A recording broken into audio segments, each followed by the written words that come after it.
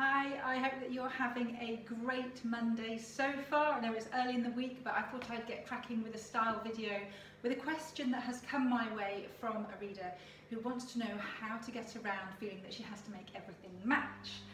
And that whole matchy thing. Now, a lot of us who grew up in the 70s and 80s grew up with our mums matching everything, their shoes and their bags, and if it didn't match, then it wasn't seen out.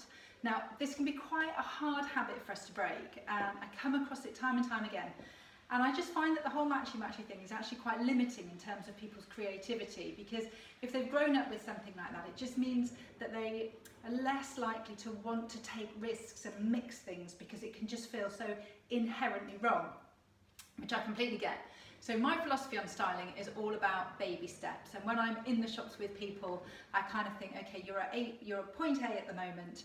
There's no point taking you to point M. Let's do B and C and D. So it's just baby steps, working with what you feel comfortable with. Otherwise, you just end up with a wardrobe full of things that you're never going to wear, which is a massive shame. So one of the things that I think you can start with baby steps is even just something as simple, and this doesn't come down to colour even, as mismatching your earrings. Now, I know that might sound like some of you go, oh, I could not wear a pair of earrings. And I think it's easier to do if you've got more than one ear piercing, but I rarely wear full pairs of earrings. I just mix them up because I find it more fun. Now, okay, so that might not work for you. So let's take a step back from that even. And how about just mixing some silver with some gold? Now, I know this can be a really big one for people. They've always grown up either wearing silver or gold, but matching silver and gold, honestly, nobody's going to bat an eyelid. So mix a bit of silver and gold and see how you get on with that.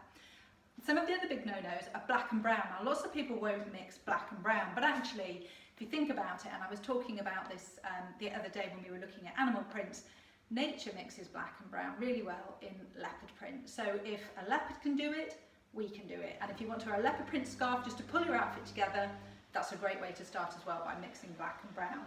Another one that people are a little bit nervous about mixing is navy and black. Now, personally, I think they look really chic together, and you can quite often find pieces that have both navy and black in them. So if the garment is already made with navy and black together, so I have a midi skirt from JD Williams, which is navy blue, but then it's got black stripes going around it. That is a great way to ease into something if it's already been done for you, because it doesn't feel like you're taking so much of a risk. It's already been done, so you just pop it on and go with the flow on it.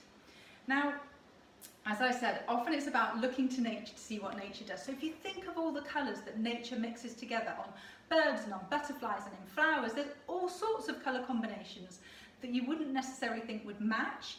But if nature can do it, then I think, golly, little old me, I can do it without too much of a problem. The other thing I think is that it's about making your outfit look intentional. So say, for example, if you were wearing something like this red bag here. So obviously I'm wearing grey shoes here, and some people would go, right, I'm only going to wear a grey bag. So if you pop a red bag on, like, to me they're fine because I love red and grey together, but if you were just feeling that there was two things that weren't quite working well together, I mean, and these look a bit silly on me, but I'm going to put them on anyway. If you put on some sunglasses, or it doesn't have to be sunglasses, a scarf or a piece of jewellery that references one of these colours elsewhere, then there's a little bit of red on the arms there, you see? It kind of just pulls it together, so it makes the outfit look a little bit more intentional. So if part of what you're feeling is concern that you think people will have gone, oh, well, she hasn't thought about those, she's just thrown them on together without any thought for how it looks, if you then reference one of the other colours elsewhere in your outfit, like I say, in an accessory, jewellery, sunglasses, a scarf, something like that, then it makes it look super intentional. And then I think that makes us feel better. It's like, no, it is meant to look like this. I'm not just going out on a wild limb. Another couple of things that you can do. So again, I think this is more psychology around thinking, oh, well, that doesn't really go together. So you can say, right, well, today I'm doing tonal dressing. So yes, I've got grey shoes and my grey bag doesn't completely match, but I'm doing tonal dressing. And this is an example of this. So I've got a Marc Jacobs bag here that I had one Christmas from Selfridges. And the shoes and the bag, no, they don't match, but they are both grey. So let's go with the tonal dressing argument or idea.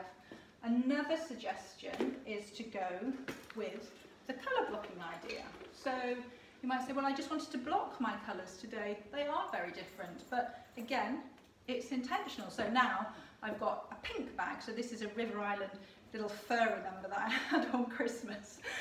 So you might say, okay, so I'm colour blocking. I've got a very intentional bright colour here, and I've got very intentional grey on my feet. I'm not even trying to match them. I am colour blocking. So we've got tonal dressing, and then we have colour blocking as well.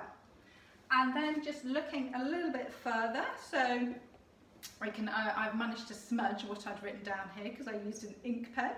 I've talked about referencing colour elsewhere in your outfit, and then buying pieces that go together. So one thing that you can do is to look out for things, and I've got a couple of examples of winter coats that have different colours in them, and you'll find if you build a really good capsule wardrobe, and I've got a guide on this that I will link to over on stories. If you build a really good capsule wardrobe, then most pieces will go with one another. So each winter, well, the last few winters, I don't know if they're doing it this year, but Topshop have done a coat which has got colour blocking in it. And so I can wear so many different outfits with this that they don't all need to match, because the coat can pick up one of the colours in the outfit. An even better example of this is one that I had from Hush last year, which just covers off basically all of the base colours for winter. So we've got grey, we've got camel, we've got black in that as well. So and you could wear navy in without a problem as well. So whatever you're wearing on your shoes, or whatever bag you're wearing, if it's in a base tonal colour, chances are it's going to pick up one of those colours. But equally, if you just want to add a splash of colour in, then you can do that quite easily too, because you could just pop some pink over it, and that would still work really, really nicely. So I think a lot of what we're talking about comes down to our sort of psychology behind the belief that we have to make everything work together, whereas the reality is we don't at all. Clothes are there to have fun with. Mix them up just in your own mind, going, okay, so I'm doing tonal dressing today, or I'm doing colour blocking today, or nature's done it, or I'm going to reference one of the colours elsewhere in my outfit, so that it all feels really intentional and no one's going to look at you and think, well, she's got that completely wrong. So hopefully that helps when it comes to colour blocking.